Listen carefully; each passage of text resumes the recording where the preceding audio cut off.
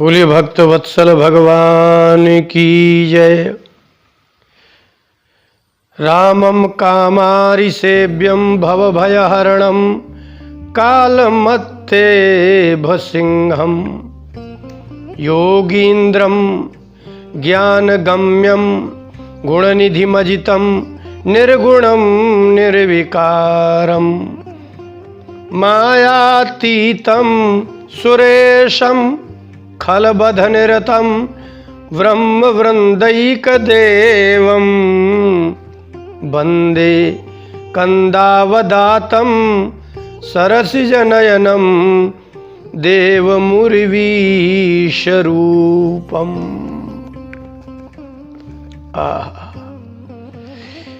अगर आप बहुत विचार करें, विचार करना भी तो नहीं आता ना सबको, अपने विषय में भी नहीं विचार कर सकते, दूसरे के विषय में क्या विचार करेंगे।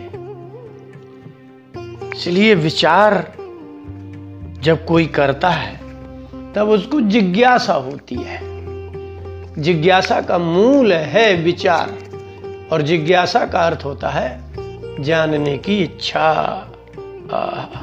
जो विचार नहीं करता उसके हृदय में कभी कोई जिज्ञासा ही पैदा नहीं होती कि ये कैसे हुआ, ये क्या है, वो क्या है, ये प्रश्न ही नहीं उठते। बड़े आश्चर्य की बात है, जिज्ञासा हो या ना हो किंतु कामना उठती है। कामना के लिए विचार नहीं करना पड़ता, बस कामना हृदय में हुई और आदमी फिर विचार करता है कि अब क्या करें, वो वस्तु कैसे प्राप्त हो।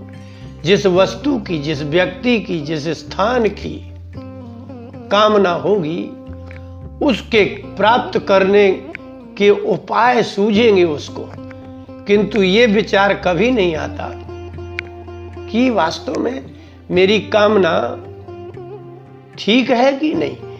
इस कामना की पूर्ति करने के बाद मुझे दुख मिलेगा कि सुख। बस जो ये विचार न कर सके उसी का नाम तो अज्ञान है। परिणाम का विचार न आना ही अज्ञान है। बालकांड के, रामचरितमानस के बालकांड के 117वें दोहे में भगवान शिव ने पार्वती से कहा कि पार्वती, ये संसार बड़ा विचित्र है, इसमें ज्ञानियों की संख्या बहुत कम होती है। तो आप सुनिए अज्ञानी किसे कहते हैं। और आप सबको लगता है कि हम बड़े ज्ञानी हैं, बड़े चतुर, बड़े बुद्धिमान हैं। भगवान शिव ने बालकांड के 117वें दोहे की पहली चौपाई में पार्वती जी को अज्ञानी का लक्षण बताते हुए कहा।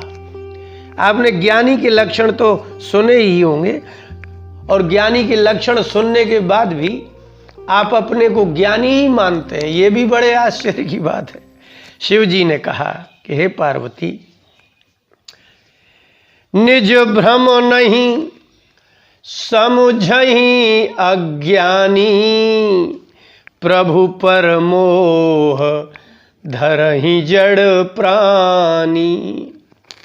हे पार्वती, कुछ जड़ प्राणी है, पशुओं की चर्चा नहीं होती, मनुष्यों की चर्चा कर रहे हैं। क्योंकि भगवान के विषय की बात, संसार के विषय की बात, सुख के विषय की बात, सुख का विचार, प्रयत्न, कामनाओं के अनुसार प्रयास, ये सब कौन कर रहा है? बोले कि है तो वो मनुष्य, किंतु बड़ा जड़ प्राणी है। जड़ प्राणी का मतलब होता है जो सिर्फ जड़ वस्तु में ही सुख जानता है और जड़ वस्तु के पीछे ही बड़े से बड़े युद्ध करने को तैयार हो जाता है। संसार में वस्तुओं की कमी नहीं है, लेकिन वो एक वस्तु के लिए ऐसे लड़ जाएगा, मर जाएगा, मार भी डालेगा। इसलिए उसको जड़ प्राणी कहा। अज्ञानी कहते ही उसे हैं, शंकर जी कहते ही उसे हैं कि निज भ्रम नहीं समुझहि अज्ञानी। हे पार्वती, जो अज्ञानी होते हैं ना, वो अपना भ्रम ही नहीं समझ पाते हैं कि मुझे भ्रम है। बहुत आश्चर्यकारी बात हो गई। जिसको अपना भ्रम समझ में आ जाए उसको ज्ञानी कहते हैं, और जिसको अपना भ्रम समझ में ना आए, जो भ्रम को ही सत्य माने, उसको अज्ञानी कहते हैं। हो गई, इतनी तो कुल परिभाषा ही है।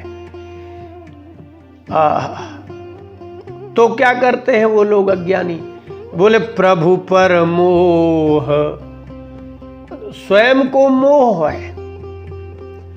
स्त्री से, पुरुष से, धन से, परिवार से, वस्तु से, यश से स्वयं को मोह है, और प्रभु पर मोह धरहि।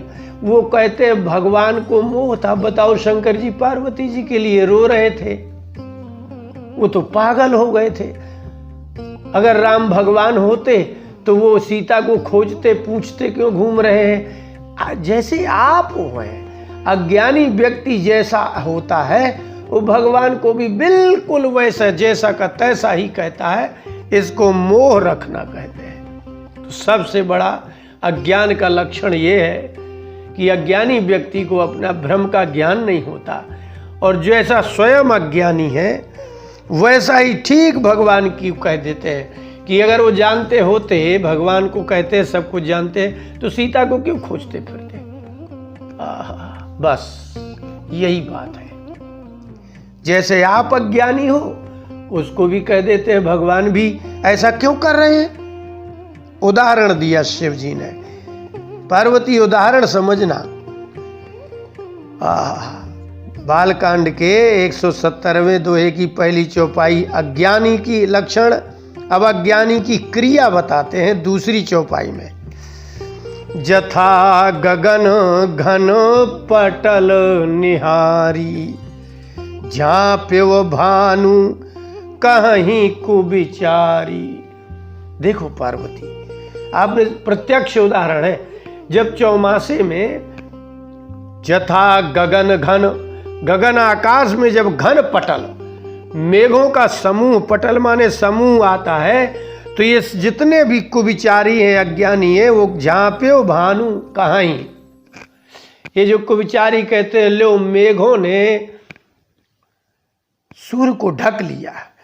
इनको पता ही नहीं है कि मेघ सूर्य को कैसे ढकेगा। जो नीचे चीज होती है वो ऊपर वाली से ढकती है, नीचे की चीज ऊपर वाले को कैसे ढकेगी। जो आपको मेघ दिखते हैं वो मेघ होते हैं नीचे और सूर्य होते हैं ऊपर। तो जितने अज्ञानी लोग कहते हैं कि सूर्य को मेघों ने ढक लिया, तो अब आप विचार करिए कि जो मेघ ऊपर होते, सूर्य नीचे होते तो ढक लेता ना। तो ढक्कन हमेशा ऊपर होता है, और जो चीज़ ढकती है वो नीचे होती है। लेकिन जो कुविचारी अज्ञानी लोग होते हैं वो तो यही कहते हैं, क्या कहते हैं कि सूर्य को मेघ ने ढक लिया। सूर्य ऊपर है, ऊपर की चीज को नीचे के ढक लेंगे। इसी का नाम अज्ञान है। अब चलिए, अज्ञानी का दूसरा क्रिया कैसी होगी। चितव जो लोचन अंगुली लाए, प्रगट जुगल शशि तेहि के भाई। अज्ञानी की दूसरी क्रिया शिव जी ने कही। हम बचपन में करते थे, अपनी आंखों को चितव जो लोचन अंगुली लाए। हम अंगुली अगर अपनी आंख में टेढ़ी कर दें तो प्रगट जुगल शशि तेहि के भाई। चंद्रमा एक होता है, लेकिन वो देखेगा तो उसको दो दिखने लगेंगे। अपनी बगल में कान के पास की जो आंख कोना होता है उसको आप फैलाओ तो एक चीज दो दिखती है। बस इसी का नाम अज्ञानी है। उमा राम विषयक यस मोहा, नभतम धूम धूरी जिमि सोहा। हे उमा, राम विषयक, राम जी के विषय में संसार के लोगों को ऐसा मोह रहता है। वो क्या कहते हैं, बोले नभतम धूम, नीचे का जो धुआं उड़ता है तो आकाश में तो धुआं हो ही नहीं सकता, क्योंकि आकाश कोई ऐसी वस्तु है ही नहीं जिसमें धुआं टिक सके। दीवार में धुआं टिकेगा तो देखेगा। तो ये अज्ञानी लोग कहते हैं आकाश में देखो धुआं हो गया और धूल हो गई। आकाश में धूल और धुआं नहीं हो सकता। पार्वती जी ने कहा लेकिन एक बात तो पक्की है कि ये संसार के लोग तो बड़े चतुर हैं, और किसी कोई करोड़पति है, किसी की ने मशीन बना ली, इतने बड़े महल बना लिए और इतने सारे साधन बना लेते हैं, तो वो क्या सब अज्ञानी है? शिव जी ने कहा उमा, विषय करण सुर जीव समेता, सकल एक ते एक सचेता। एक स्त्री को भोगने के लिए पुरुष से लेकर मनुष्यों से लेकर के विषय करण सुर जीव समेता, मनुष्यों से लेकर के सुर जीव देवताओं तक सब लोग बहुत सचेत है। किसमें? बोले विषय करण। संसार की वस्तुओं का भोग करने में बड़े चतुर हैं। बड़ी बड़ी मशीनें बना लेंगे, क्रोध कर लेंगे, युद्ध कर लेंगे, अच्छे से अच्छा मकान बना लेंगे। सकल एक ते एक सचेता, एक से बढ़कर एक बुद्धिमान आपको इस संसार में मिलेंगे। संसार की वस्तुओं को, एक स्त्री को अपार धन इकट्ठा करने के लिए और सुंदर से सुंदर पुरुष के साथ विवाह करने की बुद्धि तो यहाँ मनुष्यों में भी कि मनुष्य की स्त्री को होती है, देवताओं की स्त्री को होती है। यहाँ पुरुष को सुंदर से सुंदर स्त्री, सुंदर से सुंदर भोजन। उन्होंने कहा सकल एक ते एक सचेता, विषय करण, संसार के भोग भोगने के लिए तो बड़े सचेत हैं। लेकिन ये सब संसार के भोगों करण भोगने के लिए जो बहुत सचेत और बुद्धि लगाते हैं पार्वती, वो सब अज्ञानी है। और ये है अज्ञान। तो सबसे बड़ी बात है कि जो भगवान को दोष देते हैं, भगवान में दोष देखते हैं, वो घोर अज्ञानी है और उनको अपने भ्रम का ज्ञान नहीं होता। जिसको भ्रम का ज्ञान हो जाए तो फिर ज्ञान ही हो जाए। इसलिए जैसे अपने मोही हैं, मूर्ख हैं, जड़ हैं, ऐसे ही भगवान पर आरोप लगा देते हैं। बोले भक्तवत्सल भगवान की जय।